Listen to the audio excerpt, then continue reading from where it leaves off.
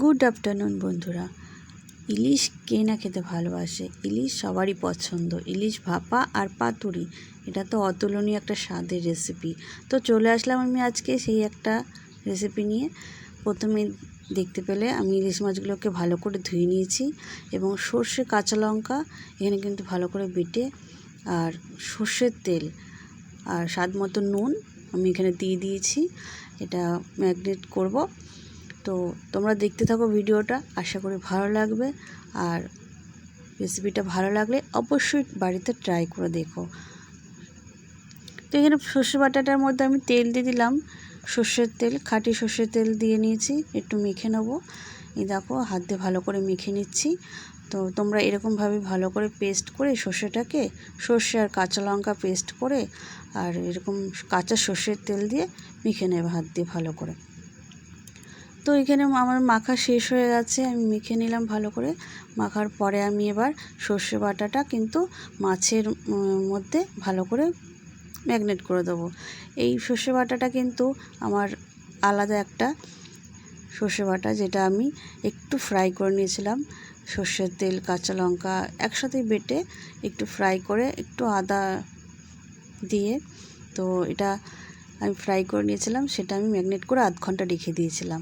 তারপরে এই কাঁচা সর্ষে বাটাটা দিয়ে আমি কিন্তু এটাকে পাতায় মুড়ে রান্না করব। তো আমি আগে এটাকে ম্যারিনেট করে আধ ঘন্টা মতন রেখে দিয়েছি।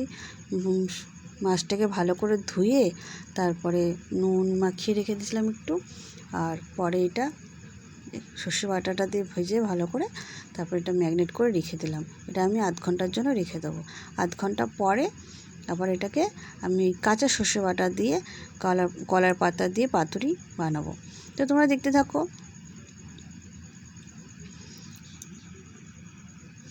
এই দেখো বন্ধুরা, আধ ঘন্টা পরে দেখো মাছটা কি সুন্দর, দেখো ম্যাগনেটটা খুব সুন্দরভাবে মাছের ভেতরে একদম চলে গেছে। বলতে পারো মাছের টেস্টটা কিন্তু আরও অনেক অতুলনীয় করে দেবে। এবার আমি কলা পাতা এগুলোকে একটা একটা করে সাজিয়ে কিন্তু পাতুরিটা রেডি করব। আমার কলা পাতায় দেখো, কলা পাতা আমি রেডি করে নিচ্ছি। কলা পাতা আমি প্রথমে কলা পাতাগুলো ভালো করে গরম জল ফুটিয়ে একটু ন্যাকড়া দিয়ে ভালো করে পরিষ্কার করে নিয়েছি। এখন যেহেতু বর্ষাকাল, তো পাতার মধ্যে অনেক কিছু জার্মস থাকতেই পারে। তো আমি এখানে কলা পাতাগুলো ভালো করে গরম জল দিয়ে ন্যাকড়া দিয়ে পরিষ্কার করে তারপরে কিন্তু এখানে আমি একটু সামান্য তেল মাখিয়ে আছে গ্যাসের ফ্লেমে আর কি এটাকে পুড়িয়ে নিয়েছি। এবার সাইজ করে এটাকে কেটে নিলাম। এইভাবে আমি প্রত্যেকটা পাতা কিন্তু দেখো কতগুলো পাতা কেটে নিয়েছি। এভাবে প্রত্যেকটা পাতা আমি যে কটা পিস করব সেই কটা অনুযায়ী পাতাগুলোকে কেটে নিয়েছি। এবার আমি প্রথমে সর্ষে বাটাটা দিলাম। সর্ষে বাটার একটা প্রলেপ চামচের সাহায্যে কলা পাতার মধ্যে দিয়ে দিলাম। তারপর দিলাম একটু কাচ্চিঘানি সর্ষের তেল, একদম মাস্টার্ড অয়েল সর্ষের তেল দিয়ে দিয়েছি। আর এখানে ম্যারিনেট করা এক পিস মাছ আমি কিন্তু এইভাবে দিয়ে দিলাম। এর ওপরে দেবো কাঁচা লঙ্কা, আবার দেবো একটু সর্ষে বাটা, তারপরে আমি একটা কাঁচা লঙ্কা দিয়ে এটাকে পাতাটাকে ভালোভাবে মুড়ে নেবো। তো দেখতে থাকো, দেখো কী সুন্দর করে আমি কিন্তু এই প্রলেপটা দিচ্ছি।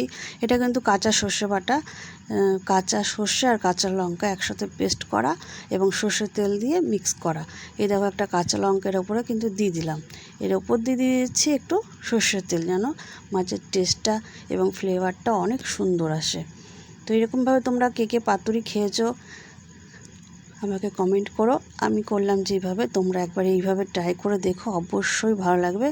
দেখো এইভাবে আস্তে আস্তে কিন্তু পাতাটাকে ফোল্ড করতে হবে।